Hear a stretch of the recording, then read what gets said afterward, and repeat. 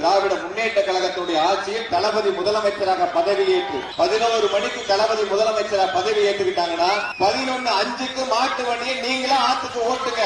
எந்த அதிகாரியும் தடுக்க மாட்டாங்க. தடுத்தா எனக்கு போன் பண்ணுங்க. அந்த அதிகாரிக்கு இருக்க மாட்டாங்க. எங்க தலைவர் ஸ்டாலின் 11 மணிக்கு முதலமைச்சர் ஆயிட்டாருன்னா நீங்க 11:05க்கு போய் ஆத்துல மண்ணள்ளிட்டு போங்க.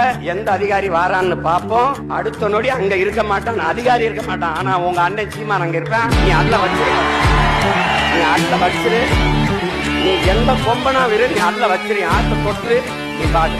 ஆத்துல குறுக்க வந்து நான் நிக்கிறேன், நீ எடுத்துரு.